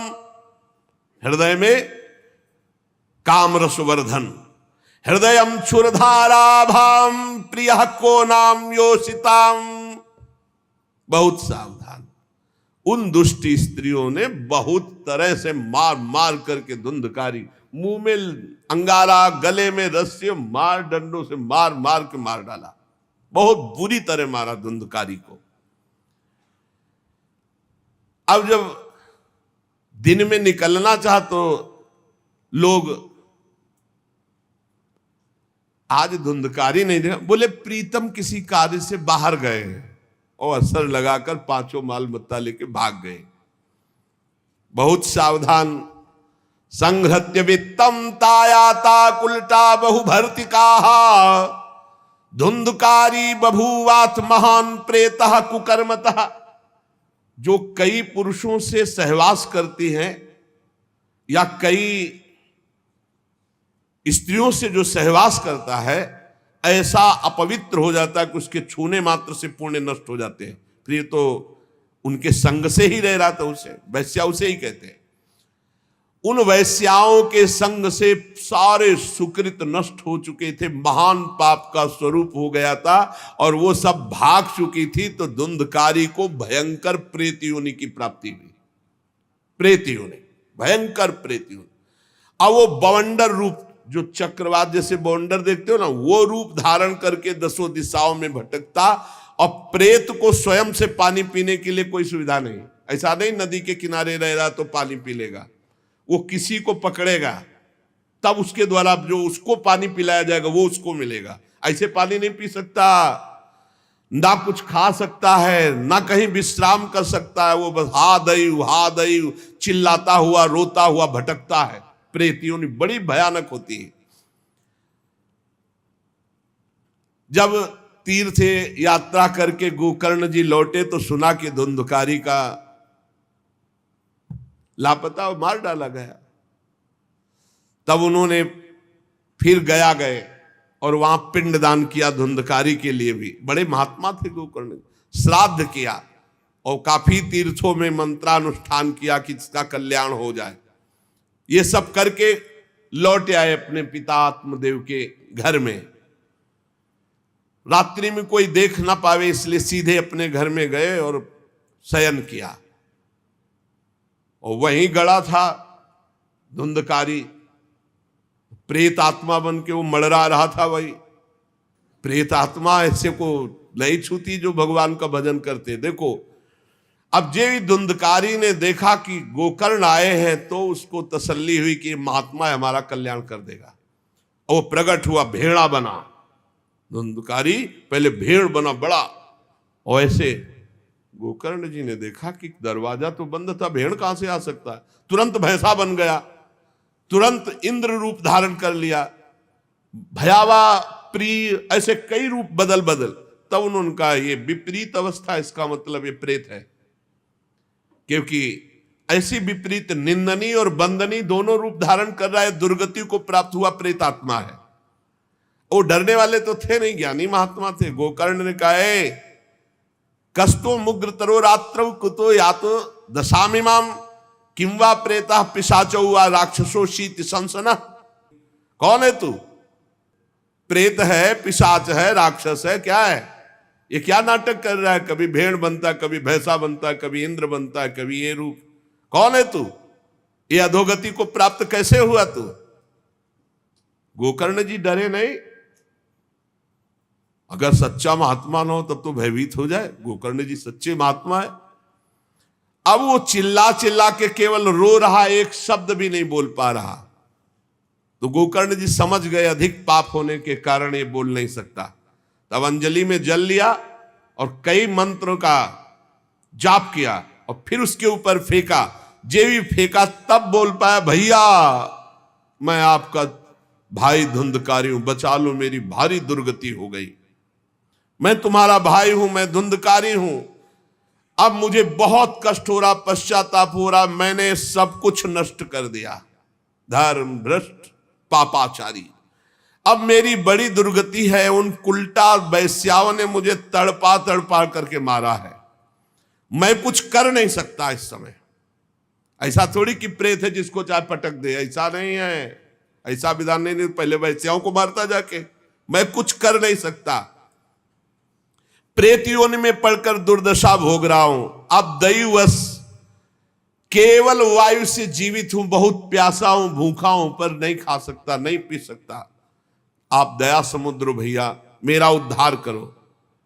गोकर्ण ने कहा कि तुम्हारा उद्धार तो हो जाना चाहिए, तुम्हारे लिए तो मैं गया में गया, वहां श्राद्ध दिया, तीर्थों में भी अनुष्ठान किया, फिर तुम्हारा प्रेत योनि से उद्धार कैसे नहीं हुआ? तो उन्होंने कहा भैया एक दो बार गया श्राद्ध से मेरा कुछ नहीं होने वाला, बहुत पापी हूं, बहुत बड़े बड़े पाप किए हैं। कोई दूसरा उपाय सोचो, छोटे मोटे पिंडदान से, दान पुण्य से मेरा उद्धार होने वाला नहीं, बहुत स्टॉक है हमारे पाप का। तुमको हम बताएं सैकड़ों बार गया श्राद्ध करो तो भी मेरा कल्याण नहीं हो सकता, ऐसा मैं पापी हूं, कोई दूसरा उपाय सोचो। गोकर्ण जी ने कहा सैकड़ों गया श्राद्ध से तुम्हारी मुक्ति नहीं हो सकती, तो तुम्हारी मुक्ति असंभव है। कहा भैया मैं तुम्हारे चरणों में पड़ा हूं, मुझे मेरा उद्धार करो।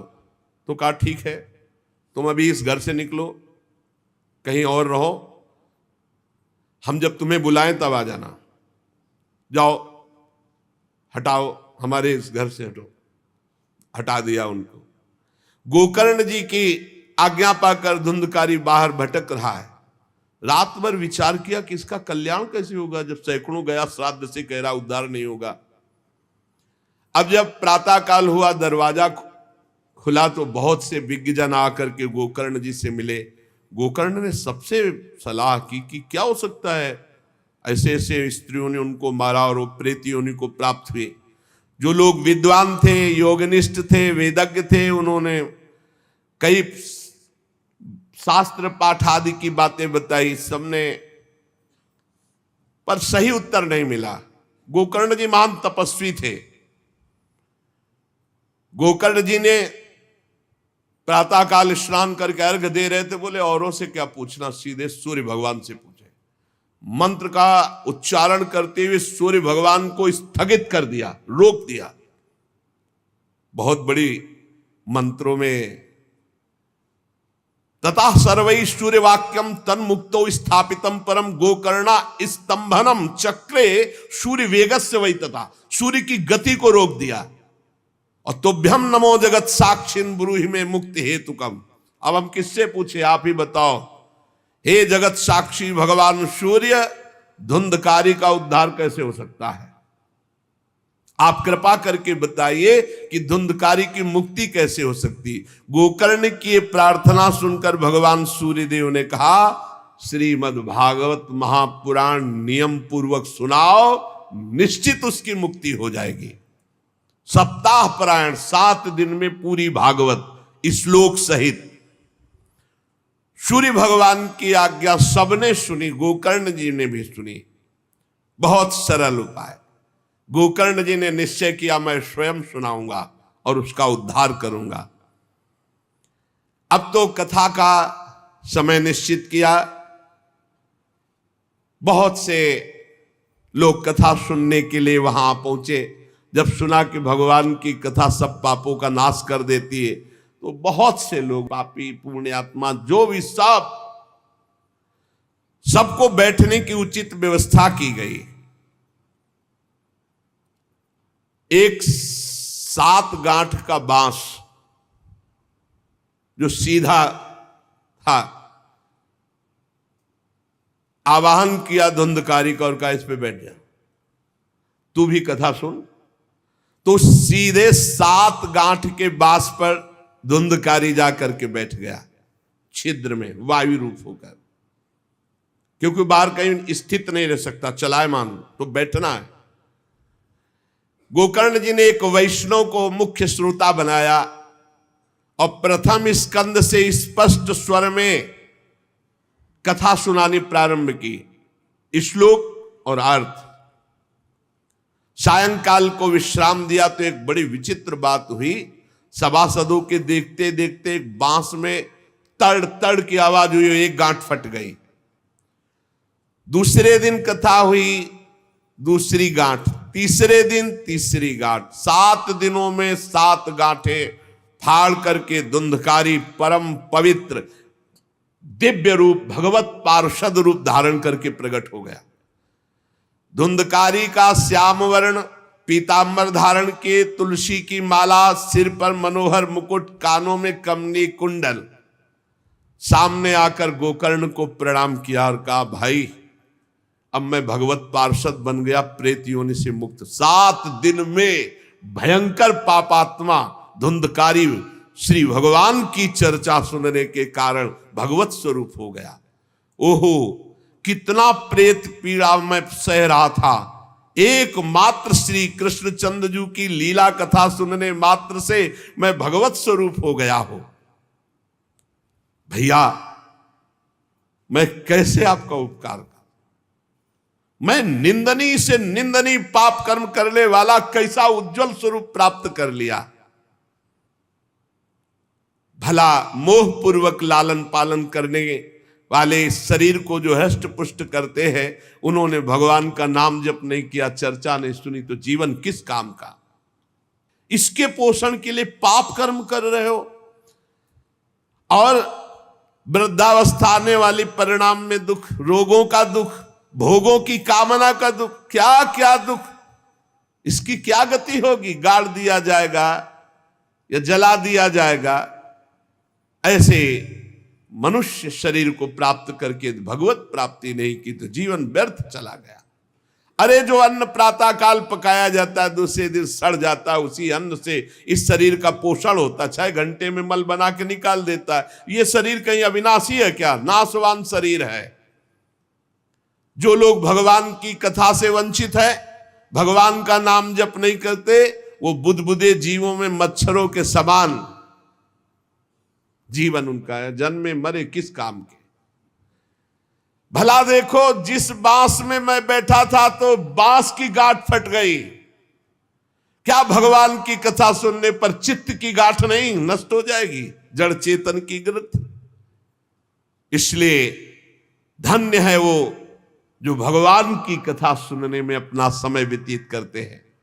धुंधकारी ऐसी बातें कह रहा था, सबने देखा जय घोष करते हुए नमो नमः, और एक दिव्य विमान आया।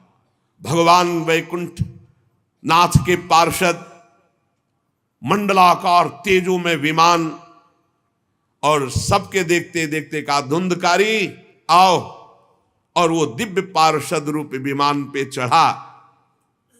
जब विमान पे चढ़ के जाने लगा तो गोकर्ण जी ने रोक दिया, रुको, ये क्या? कथा तो शास्त्रों लोगों ने सुनी, तो आपको शास्त्रों विमान लाना चाहिए और सबको बैठाल कर ले जाना चाहिए, क्योंकि हमारे सुनाने में कोई भेद नहीं था और ये सुन भी सब ध्यान से रहे थे। तो भगवत पार्षदों ने कहा आपके सुनाने में कोई भेद नहीं था, पर सुनने में भेद हो गया है, श्रवण भेद हो गया। ये उपवास करके बिना कुछ खाए पिए रात दिन कथा का ही चिंतन करता रहा, मनन करता रहा, इसके कारण इनको भगवत पार्षद रूप मिला जा रहे। और ये कथा सुना भर है, मनन नहीं किया, मनन विषयों का हुआ, इसलिए ये विमान पे नहीं। ये निराहार रहकर 7 दिन में चर्चा सुनता और रात भर उसी का चिंतन करता, उसके प्रभाव से परम पद का अधिकारी हुआ। इसलिए जो मननहीन है, जिनको गुरुवचनों पर विश्वास नहीं है, जो कथा में चित्त की एकाग्रता नहीं है, वो फल भेद हो गया। वो भगवान के दिव्य धाम में एक बार में नहीं जा सकते। गोकर्ण जी आपको तो लेने के लिए स्वयं गोलोक बिहारी आएंगे, यूं कह करके विमान अंतर्ध्यान हो गया, अर्थात चले गए। गोकर्ण जी ने समस्त श्रोताओं से कहा बिना तुम्हें विमान में बैठा ले मुझे चैन नहीं।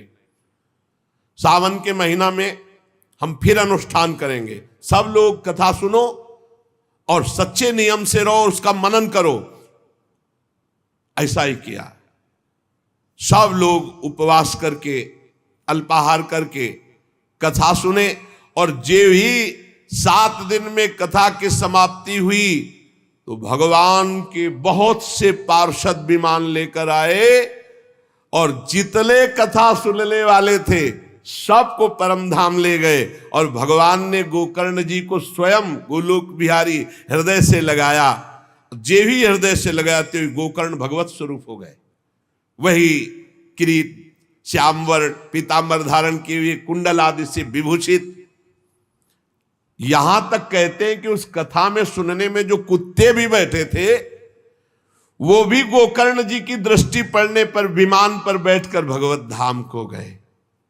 भक्तवत्सल भगवान श्री कृष्ण इतने गोकर्ण जी पर प्रसन्न हुए कि तुमने सबको कथा सुनाकर मंगल अनुष्ठान। इसलिए गोकर्ण जी जिस जिसको चाहा, मालूम कथा सुनकर कुत्ता मनन तो नहीं कर सकता, लेकिन गोकर्ण जी ने मनन किया कि ये कुत्ता भी कथा में बैठा था, इसका भी भगवत उद्धार हो जाए। ये आप इसीलिए आसपास जो ये जीव जंतु सब भगवत स्वरूप हो जाते हैं।